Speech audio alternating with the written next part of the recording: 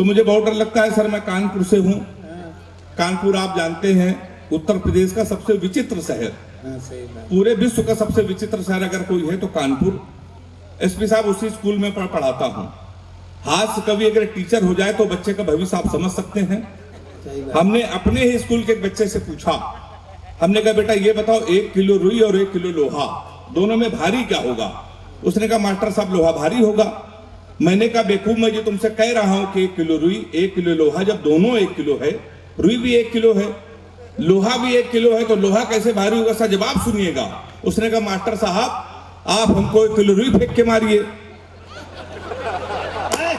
हम आपको लोहा फेंक के मारते हैं, लेकिन तालियां अभी भी कमजोर हैं आपकी। हाँ, अब ठीक है। तो आप समझ जाएंगे बच्चे कितने होशियार हैं।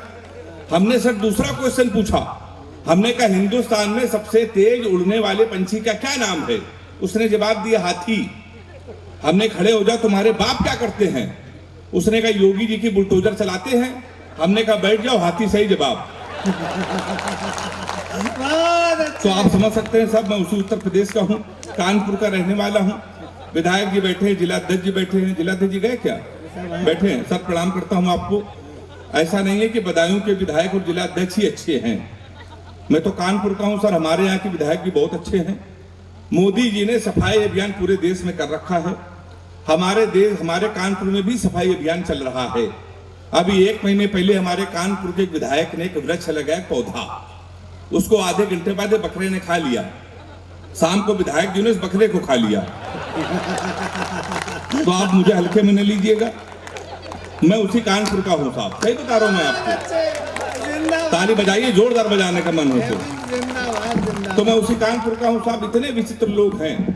आप कभी बनारस जाइए, रेलवे स्टेशन पर उतरिए, वहां लिखा रहता है बनारस का पान आपका स्वागत करता है। कभी जाइए, जाते ही होंगे आप।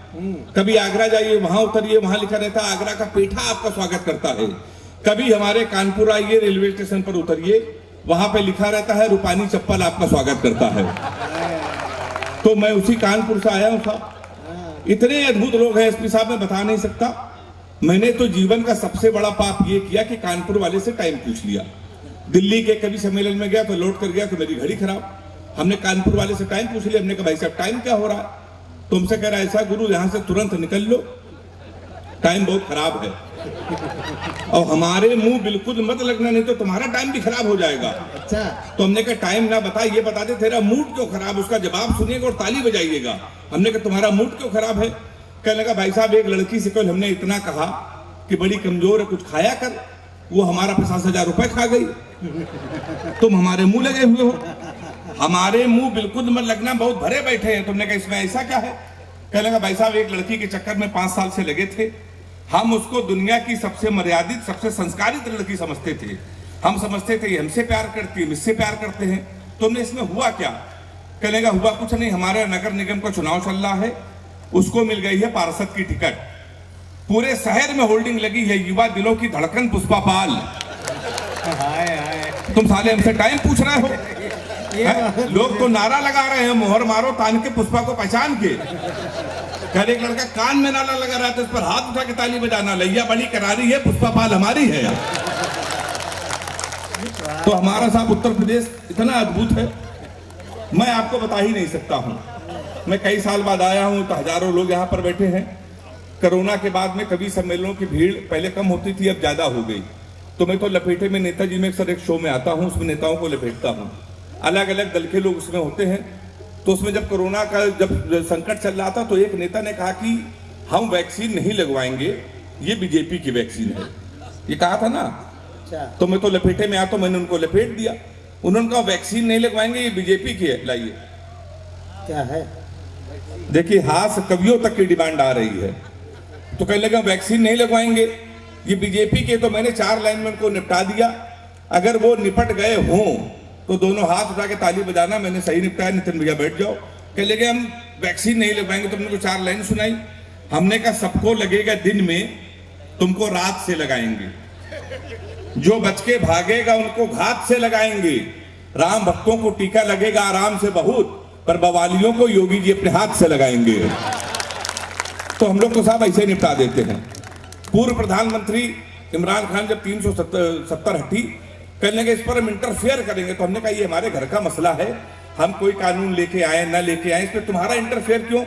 मैंने 4 लाइन में उनको भी निपटा दिया है, वो भी निपट गए, तो फिर मुझे ताली बजा के बताना। हमने कहा इमरान, इसका भैया इसको बिल्कुल कम कर दो।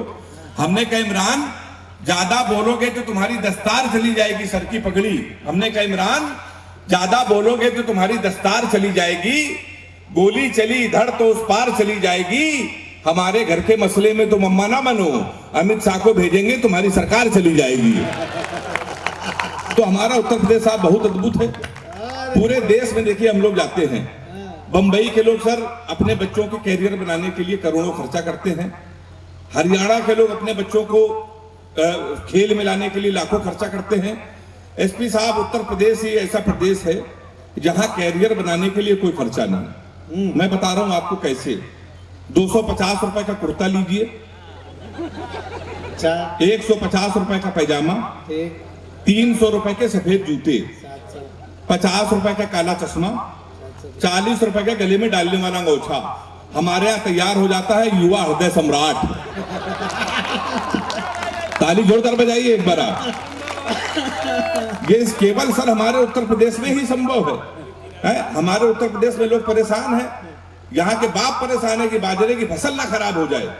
लड़के स्टेटस लगा रहे हैं, तुम बादल बन जाना मैं बारिश बन जाऊंगी।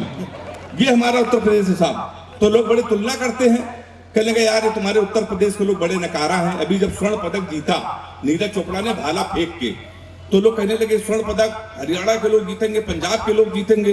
तो अशोक चारण जी हैं, इनका सम्मान हुआ, वीर रस के मेरे सबसे फेवरेट कवि हैं। तुमसे कहने लगे हेमंत तुम तो हास्य के कवि हो, अगर यही भाला जो नीरज चोपड़ा ने फेंक के स्वर्ण पदक जीता है, यही भाला अगर हम पाकिस्तान में फेंक दें तो पाकिस्तान तो निपट जाएगा।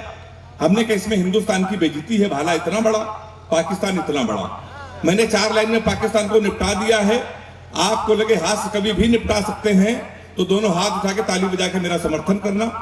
हमने कहा कपड़े जिसपे टंगते हैं वो कीली फेंक के मारेंगे। कपड़े जिसपे टंगते हैं वो कीली फेंक के मारेंगे, कसी हुई ना मिल पाई तो ढीली फेंक के मारेंगे। जो भाला फेंका नीरज ने वो चीन की खातिर रखा है, पाकिस्तान तुमको तो हम तीली फेंक के मारेंगे।